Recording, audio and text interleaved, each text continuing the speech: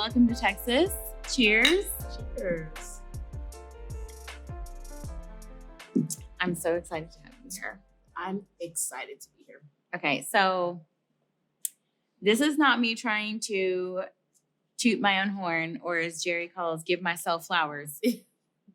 Jerry Griffin, by the way, in another episode of this season, but I met you at ACE this year, 2023 in Toronto. It's on video. But I know that was a moment for you, but it was a moment for me because a lot of the things that you shared about what just the work of the lab has meant for you as a water professional. And I think it's not about the lab. It's about like what the pieces of the lab meant for you. And so I really want to share your story, and I want you to share those pieces, like what that meant to feel like there was a space for you. So I want to, if you don't mind, sharing your story, your water story with me. Yes. So it's hard to get to that place without starting from where I began. Start from the beginning, which girl. was really not much. So I am from a really small town called Ceres, California. Okay. Ceres is inside Modesto. And in that place, really your trajectory is you're going to be going to one place, either to community college, a local community college called Modesto Junior College, or Stan State. Okay. And normally coming from that high school, it was like MJC was the thing. So when I graduated from high school, I decided to go to Modesto Junior College. Shout out Pirates. And it was a really great experience. I was there for 4 years, and that was 4 years too long. You're supposed to be at community college for 2.5 years, but I really had a blast there. And I figured out a lot about myself, but there were still things that I didn't know. Yeah. So leaving that place, which it took a lot of people to push me out since I was so comfortable there. And when I finally got pushed out and I realized I can do more, I went to Howard University. Nice. And when I got to Howard University, I was studying political science and Arabic. At the time, I thought I wanted to work for UNHCR and be out in the field. But after I lived in Morocco, I realized, like, okay, I'm still trying to be this person that I didn't actually want to be. And that took a lot of time to figure that out. And by the time I graduated from Howard University, the one thing that stuck with me from community college till that place was public health. Public health was something that I thought about, that I really cared about my community in the aspect of health, of water, of what they were eating, how much of the things they were eating, how can we do community engagement to help them, have the best reality for their life. And it took a lot of years to get there. So from that point, I decided, okay, I'm going to get my master's in public health, which I did not think I ever wanted to get my master's in public health. Yeah. Because from community college to the point of that thought, I always kept a GPA of like 2.3 to a 2.5. That was just my regular standard because I have a learning disability. And I always thought, well, what could I do with this learning disability? Even though I had all these amazing skills, it goes back to that imposter syndrome of like, I'm not really good enough. How do I get there? So when I made the decision to go into public health, that really showed me that I was ready to do it. And when I got into University of Maryland, I'm now in the Maya program for environmental health sciences. That was me telling myself, you can do it. But even getting into that place, students come in with 3.5s, 3.7 GPA. And I didn't even think from that point, even though I got into the program, like, how can I really do this? But I had amazing people. I'm going to talk about you soon, but some people before you that do help with this transition of me staying in environmental health sciences. A woman named Dr. Rachel Rosenberg Goldstein, she told me, I think that you can do this. I think you can be an environmental health scientist. Yes, you have a learning disability, but you can change the way that you learn to make sure you get through the program. Yeah. So she gave me an opportunity. And at the time, I had a small inference in my mind of water, but I didn't know what that looked like or how to get there. So Dr. Rachel was doing research on water with minority groups and populations. And I thought, okay, I don't know what that means, but I just want to work with you. Can I work with you? Yeah. So I was her intern. And the first day in her laboratory, we were doing some things on E. coli and MRSA. And she's like, do you know what a pipette is? And I was like, what's a pipette? I was afraid to even admit to her that I didn't know what a pipette was because like that's what you do in a lab. You use a pipette. Yeah. And she just like simply smiled and she's like, perfect. And from there, she taught me how to use a pipette. And starting with 0 training in a lab turned into 500 hours plus in a lab. That was something that showed me like, okay, I can do this. Yeah. But even though I made it to the place of like getting into the water field, I still didn't realize all the world of water. That's where you come in. And I'm so happy you came in.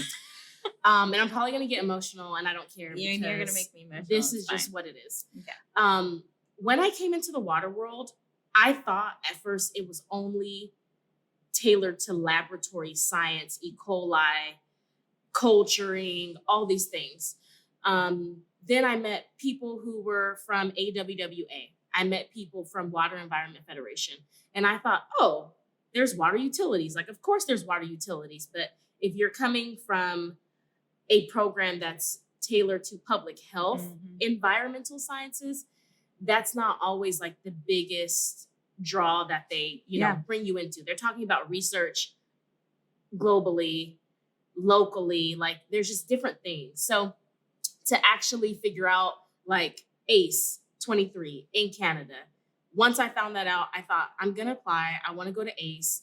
And I knew about you because what you don't know is that I was insane and I listened to all your podcasts and they completely changed my life. I listened to them religiously to the point where my husband was like, can you please stop? I don't want to hear that woman's voice. And, like we laugh at it, but that's how much I listened to your podcast because they gave me confidence and it showed me like your podcast, you rarely talked about laboratory anything. Yeah. So it actually reawoke the part of myself that's community engagement. I did not know that you could place community engagement and water in the same sphere. So to hear you talking about that in such a detailed way, and then also talking about how we can market ourselves to get into the water space was huge. It was huge. It was life-changing. And all of a sudden I changed from starting this program as like a shyer version of myself, which I'm rarely shy, but that's how you know I wasn't comfortable coming into such a high level of learning space. I immediately transitioned into full-blown confidence. So when I was at ACE, I did not think I would meet you, but I ran into a man named Jerry Griffin. And from there, I told him all about you. And I let him know that at ACE, I had seen you through the bus that I was on. And on this bus, I'm probably one of 3 minority people on the bus. And I'm like, stop the bus. You guys, that's Stephanie Corso. Can we please go talk to her? Stop the bus. And everyone's like, yeah, that's Stephanie. And I'm like, okay, they don't get it. So of course, they don't stop the bus. We go to the plant that we're supposed to go to. But then I knew like you were here. So I was on the hunt. I was really like, someone is going to show me where she's at and I'm going to find her. But I didn't really have to find you. I said your name. People knew at the conference. That girl's looking for Stephanie. If you guys see Stephanie, please introduce her. They sounded the same way my husband did. And finally, me and Jerry, we went to a young professionals meeting where I got to see Chelsea and all these amazing other people in the water space. And there we go. It was like parting the Red Sea and your face was right in front of me and I lost it. Like, it was great. I'm sure you were like, no, this is too far, but that's really how I felt. Like, you know how like you meet a famous person for the first time, but this is like someone, you're different than a famous person because A famous person, we're enamored by the thought of being near them. Mm. But with you, it's like, no, like she actually helped me want to stay in this program that I did not feel confident in at all whatsoever as a minority woman. Yeah. So that to me is like so much bigger. I'm going to take a sip because I'm getting a little emotional. You're going to make me emotional. But that was really big because before I found your podcast and even before going to ACE, I only had a couple of mentors. Luckily, I had Ife Tayo, amazing. Past president of the Water Environment Federation, amazing. Yep. But outside of her, around me, like living, there's not really many people that I knew. So to hear your voice and then to see you, everything just connected. So that's why when we first met, you had like this jolt of like energy, like who is this girl? But meeting you was huge because now I'm here at Raising the Bar. The thing that I would watch on YouTube, tell people about, I'm here in it. It's just, it doesn't make sense. It's not something I asked for. It's nothing I even thought I could have. I was just happy enough to meet you. I didn't ask you to share that story because I was fishing for a compliment. It's really to like hear the themes of why, because when you in that first interaction that you're talking about, you know, you talked about how important it was to hear a woman talking about that, to hear a person of color talking about that, because it's the whole like seeing people like yourself and then that giving you a sense of belonging. And I asked that question because when Ariane and I started that podcast, we have been credited with being marketing masterminds or whatever for having done that because the podcast was really what propelled us in the industry. But it was never, I would love to take credit for that being some like amazing marketing idea. And I was always telling Ariane books to read. And one of them was this book by, Entrepreneurial You, I think, by this woman named Dory Clark. And Ariane read it. And we started Rogue in the end of 2017, early 2018. She was like, we should start a podcast after having read that book. And I was like, I didn't even know what that meant. I never listened to a podcast. The first podcast I listened to was ours. Wow. And like, I didn't know what that meant. We hired a podcast mentor and coach to help us do that whole project. But we did it because for the past 10 years, she and I had both been public educators. We were used to going out there, engaging with community, going to conferences, meeting people, like hearing stories, sharing stories. And then all of a sudden we were thrust into this entrepreneurial grind and we just felt like our souls slowly draining out of our body. And we were like, we have to do something for ourselves. And so for our own spirits. And that's like, it really started from that place of, we have to start doing something to talk to people again, to share stories, to like, it just came from this place of something that was natural to both of us. And so like, that's why I went to have that experience at ACE, to have somebody come up and say, because I mean, you've heard that we had a woman come up to us after a keynote say, I didn't know. And she was a young professional, probably a woman in her 20s, a Hispanic woman in her 20s. And she was like, I didn't know that I could be smart and funny. Like, I didn't know that I could bring all of these parts of me to my work. And so it's almost surreal when I had that experience, when we've had experiences like that in the past. And so it's not about me trying to fish for that compliment, but it's about like trying to thread out like, what is the theme underneath that really resonated for people and really helped people keep inspired and motivated. Because, you know, in my own transitions here of moving, like, I have to remind myself that just because I'm not going to be in the same role that I am today, like in the next year or so, like, I'm going to be the same person. So I still have the opportunity to make the same impact. And so understanding, selfishly, it's so that I know that like, I'm not bearing a part of my identity, that identity is me and I carry that with me wherever I go. But I also think it's important for other leaders, for other members of this industry to hear, we are so technical, we are so scientific, we are so regulatory, as we should be. We're dealing with public health and keeping people, you know, safe, alive, but that there is this whole human element that I think we just brush off as we don't need to worry about it. That would be nice to have, not a need to have. And I think that there is so much evidence out there right now that shows no, if we want to attract people, if we want to retain people, if we want to create an industry that people are excited to be a part of, it's only going to happen if we start tending more to that human side. No, I agree. And the thing is, you said something powerful. It's true. We can be funny and be scientific in the same space. I think that's something I gathered from you and Arian. I can come in as my most authentic self. Yeah. I don't have to feel like I need to come in as a different woman. I think when I first got into the water world, I felt like, okay, I need to have my hair straight. I need to be completely crisp before I go into a room because there's not many women of color. So if I am one of the first ones, I need to represent in a way. But after listening to you guys' podcast, I realized like, no, companies are hiring me because of what I can bring to the table, how I'm speaking to people, how I connect with people, and my different goals and passions for community engagement. So instead of me thinking I have to separate my passion from water, I can bring my passion and water together as one. Yeah. And that's something that you guys really taught me.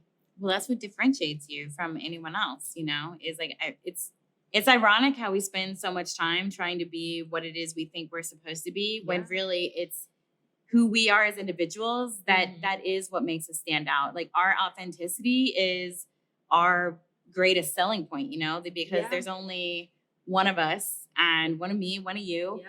And that's how you get brought into roles and opportunities, because there can be a million candidates, but they know that, oh, this person has this particular thing, this spark, this personality, this tendency. Yes. Yes. That can like draw people in and be the best at that job. And you mentioned imposter syndrome. So I have my own struggles with that, but what does imposter syndrome mean for you? I think for me, it's sometimes coming into a room and dulling myself down because I don't want to seem like I'm this huge bragger or I am this powerful woman. The reality is I am a powerful woman and I'm confident. So wait, hold on. We got to choose. You are a powerful woman. Yes, like, I am we are a powerful woman. We're going to cheers to that right quick. Okay, sorry. I didn't mean to interrupt your train of thought. But it's true. I am a powerful woman. And growing up, I've always had a large personality and I've been able to draw people. And for me, because I'm inside of my body, I think, oh, this is great. This is something people want to be around. And when I go to a company, I want to sell that piece so they understand that what they're getting is not just the job description, but you're getting my connections. You're getting the people I have personal relationships with. And this is going to help grow you and your company. Yep. So you need to understand that. And I think with the imposter syndrome, it causes me to sometimes just say like, okay, I'm just going to stick to the job description. I don't want to show off. I don't want people to not like me. I don't want people to not hear me because I'm being too overt from my personality. And I really do believe that that's something that has changed for me, especially leading up to my graduation in 2 semesters. And I feel like, thank you. That is something that I've had to sit in, like, no, don't dull yourself down. That's what we've done generationally. Yeah. And if we want to break general curses off of our lives, we have to move in the power that we've been given from the places that we've been to, the things that we've been through, so that we can move forward. Yeah. So, yeah. Love it. Do you think that that's something, because sometimes, and I'm further along in my career now, but I feel when I've been honest about that or vulnerable about it, people are always surprised to hear that I have imposter syndrome. I'm coming from a place where I give, like on average, some sort of speaking engagement, presentation, keynote, or whatever once a month. I am nervous before each and every one of those. And it's not because it also goes back to I'm a recovering perfectionist. Like I need perfection. And it's also, I worry that I'm not going to knock it out of the park, but there's a part of me that wishes that I didn't feel that every time, but there's also a part of me that's kind of grateful that I Yes. do, because it's a signal to my body that I care about what I'm doing and I want to do my best. But it's also that continual nudge to be like, I almost kind of like being uncomfortable. Yes. And so it's just, I don't know. I don't think it's something that's ever going to go away from me. Do you think it's ever? I think it's good to have that because I feel like that's our humility being activated, and we have to keep that in order to keep powering upwards. Yeah. Once the humility is removed, you can say goodbye to all the things that have been happening. You can say goodbye to peace, all the things that are connected to that. So I almost like it because it shows me like, you're not too hot, sis. You can still get popped. Stay humble. You can still get popped out here. But Yeah. at the same time, I think if it goes to a place where it's like full on fear, then you should definitely bring it back to yourself and say, is this imposter syndrome? Is this a generational piece? What can I do to move from outside of that and just sit in my humility? Yeah. So I think the best thing when it comes to communication, outreach, engagement, any of those things, storytelling, filmmaking, whatever it is, it all comes back to your audience and who you're making it for, and having as deep an understanding for that audience as you can so that you know what they need, and to be sensitive to the ways that you discuss things or talk about things or listen or questions that you have. And so I think well, first of all, let's set it up this way. I know that you are currently working on this panel that's about to happen in a few months, and I'll let you first kind of talk about what that is, and then I wanna talk about what I'm feeling related to that panel. Okay, so this panel means a lot to me. To me, it's not just a project; it's really something deeper. I feel like it's almost me talking to myself when I was 20 years old, about to start community college. So this panel is called Transforming Public Health, Women of Color in Leadership. And I am one of the ambassadors for the University of Maryland through ASPPH. And one of our goals is for every ambassador to put on some type of an event or to do a service project that will, show that you were in that space for that year. And for me, I thought, well, I don't want a monument or something physical. I really want to do something that's going to be lasting interpersonally. And the first thing I thought of was, okay, I need to do a panel because my closest thing to my heart are my connections. And connecting people to those connections, because I don't like being a hog of who I know and what I know. So this panel is going to be really focused on reaching people who want to know more about public health. You can be a current student, you can be a non-traditional student, or you can just be someone who's been playing around with the thought, but maybe you haven't fully decided on that. And I wanted it to really be those three audiences because that was me. Yeah. I was working before I started graduate school, and I was always playing with the thought of public health, but I didn't know what public health was, and I didn't know all of the different facets connected to public health. So I said, what can I do to help those people hear about all these things as like a quick blast to the system so they can go home and think about, what do I want to do? Or, hey, you know what? I should just go with the thought and the feeling of doing public health. Yeah. So the panel has 16 panelists. Yeah. She's like, I'm going to do a panel. Can you help me moderate? Just kidding. We have 4 panels. And I'm like, holy shit, 16 people. 16 is a lot. And I will say that's my personality coming through and my heart. have learned. I have learned. I just hate leaving people out. And it's crazy because I always feel like every person that I meet has like a special thing. Yeah. So even the 16, if you know me, you know, okay, that's Tay. There was no way it was going to be 4 people. Yeah. I think I wanted it to be 4. And I sat down with my chief of staff, Erin McClure, and she was like, Taeilorae, this is beautiful. No more. So I said, okay, I understand. And with that, I'm not going to name all 16 people, but I will say we're going to have 4 different sets in the panel to get people to know, like, these are things that are public health that you might not think of. So the first one, of course, obviously, is water. We're going to have the water sector. We're going to have amazing people from that sector who are going to be there. Some very important people who are women of color that I want people to hear from and to understand that public health and water are a complete intersection, and they matter, and you matter when you come into the field. And even if you choose not to, but just so you know, when you hear water, you know that's public health. Secondly, we're going to have a panel on maternal and child health. Before I decided to get my graduate degree, I was the health and nutrition coordinator for Head Start and Early Head Start, and I wanted to make sure I incorporate that, because to me, that is public health. And specifically, we're going to have a discussion about breast milk and water. Breastfeeding, breast milk, water. All those things are one.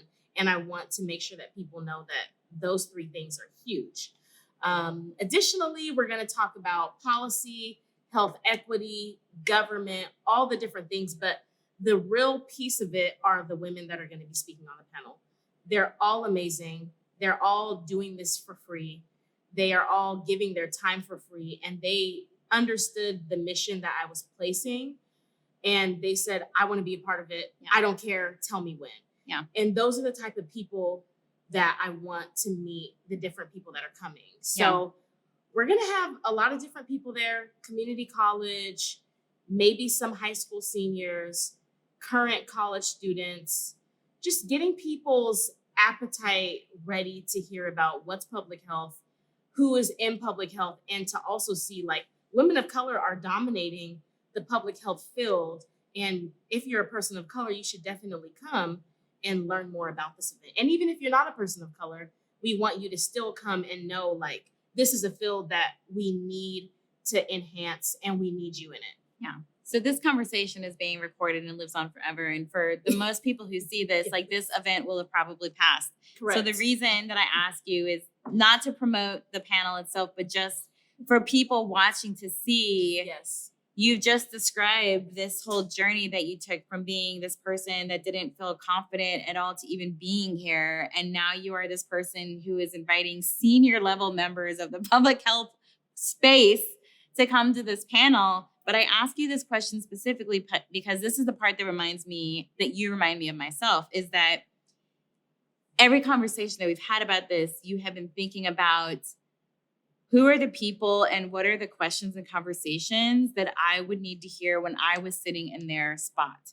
And I feel like everybody that has been a part of this season of Raising the Bar, you, Jerry, Emma, myself, like we all can't help and think about the work that we're doing without the people that we are also like bringing with us and creating that space for. So like when you think about those people that are sitting in that audience at that panel, when there's people who maybe that didn't get to show up, but are just hearing your story now and seeing you where you are and seeing where you're going to go, like what is it that you want them to know sitting where they're sitting at the beginnings of their journey and watching you? I really think the biggest thing would be that you can do anything, and that you should really be open to wherever your heart is leading you. I think if I could go back, my heart was leading me down environmental health for years, probably since 2010. But I was too fearful to actually take the step because I had a 2.3 GPA, because I had never passed a lot of algebra courses. I'm not going to say which one I didn't pass, y'all, because I'm too embarrassed right now. But just know it was hard. I didn't get past it. But those things can make you like stay stuck in a certain place of, okay, I can only do this. And because I can only do this, I'm going to go hard at it. But really in your heart, you're not happy or you're not passionate about it. And something that someone told me that I didn't like, and I want everyone to know this and remember it, was someone told me you have to separate your passions from work. Oh you my cannot. God. Is that not horrible? I know. No. That's so crazy. true though. It's so continue. And then, I'll I thought it was the craziest thing I ever heard, because I was at Howard University. I was interning for this very big business space. And the woman's like, hey, you just need to choose something and that's your job. But when you get off, you can do your passions after. And I was like, no. I love taking photography. I love talking to people. I love environmental health. I love water. I can have all of those things wrapped in one. And not only I can have them, but I can transfer this into the communities that I'm working with, which are predominantly Black or predominantly brown people spaces. And I want to make sure that they know that they can have their passions in it as well. So for me, I first heard that person, and that brought me down a whole path of political science, but it really wasn't their fault. It was me for listening and for taking that on as a truth. They were older than me, so I trusted it. But now that I'm in my 30s, I'm like, no, that was untrue. And I want you to meet people that have similar stories to mine who have actually decided to follow their passions, and it's paying off because it connects to their actual workplace. Yeah. So as somebody 10 plus years ahead the road on you, I want to say that I would have said the same thing. Actually, I probably have said the same thing. Yeah. And I will say that while I do 100% believe and support finding work that feels good for you at the end of the day, if that's what you need, but everyone's different. Some people want to live to work. Some people want to work to live, that whole balance, and you do you and whatever. But if you're one of those people who lives to work because you are passionate about what you do, yes, you have to have boundaries. I hear that. You have to have boundaries, and you have to always you cannot lose sight of yourself. Correct. Because that leads to burnout, and burnout is not easy to come back from. It's true. So, when I was like in this weird kind of, I didn't know what was my next move or whatever. We went to a family member's birthday party, and I had like a whole bunch of family members telling me how lucky I was, but you love what you do. You love your work. And I'm like, I mean, yeah, but I've lost my, like, you asked me before camera started rolling what I do for fun. Yeah. I was asked that question a year ago, not this October, but a year ago in October, and I couldn't answer that question. And that just started this whole crazy ass year and a half of who am I? What do I really want? What do I want to be doing? What means the most to me? And for me personally, I learned that this journey has been the most transformative one of my entire life, short of becoming mom. No,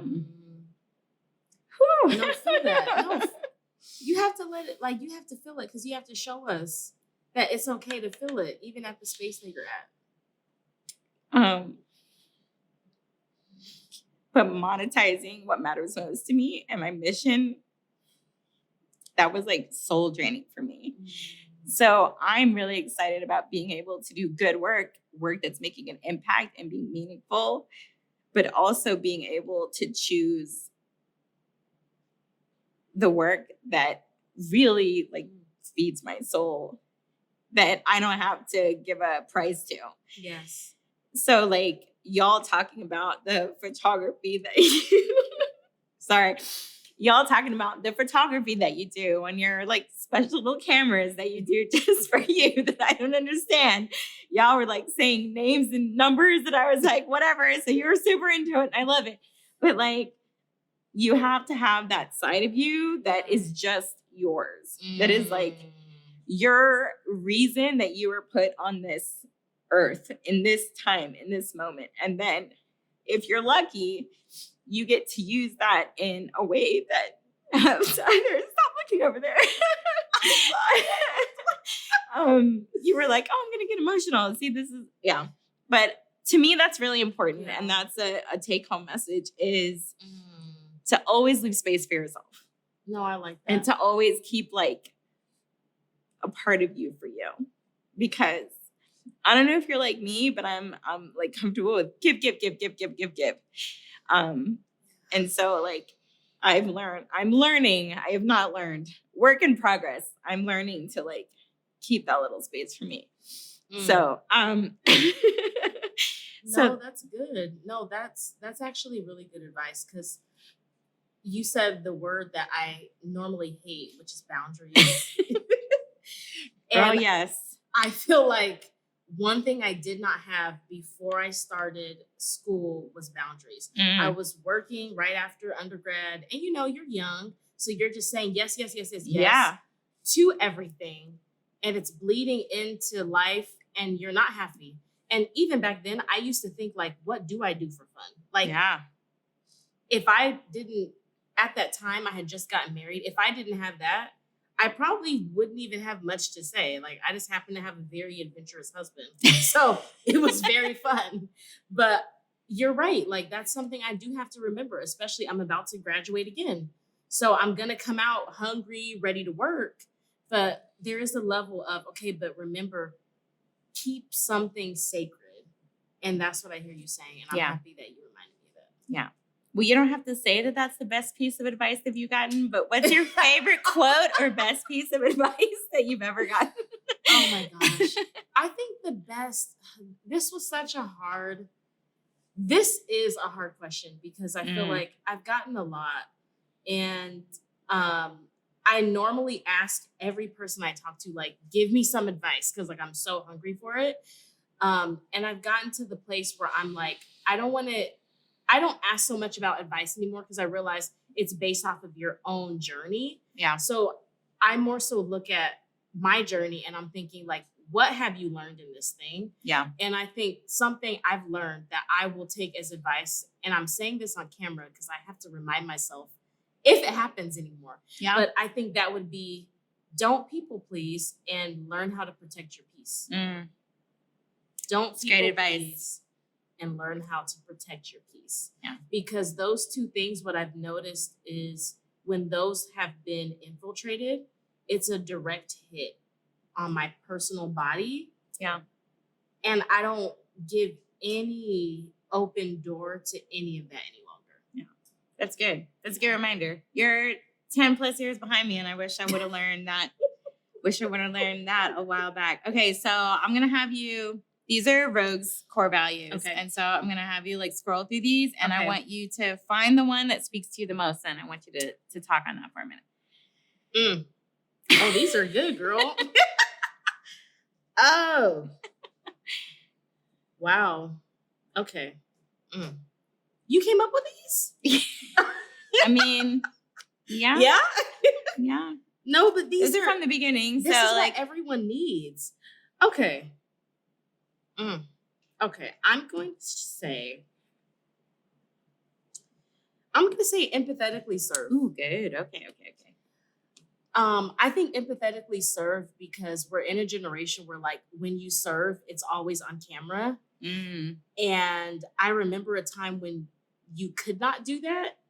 And we need to bring that back because that's something that is impacting our humility, which I said earlier, if your humility is impacted, your peace is impacted because you're not even being authentically your true self at that point. Yeah. And you're living to serve yourself. So if we go to empathetically serving, that's something that the water industry so needs. Yeah. When you talk to community and you talk about the new lead and copper changes, you talk about, oh, your neighborhood's flooding again. And we know that the neighborhood you live in is predominantly Black. And you all know it's been flooding for the past 20 years. And we don't trust you, so don't come in and touch anything because we don't like you guys. Yeah. That happens because we haven't empathetically been serving. Yeah. If we can serve from a place of empathy, the neighborhood and the community will trust us more.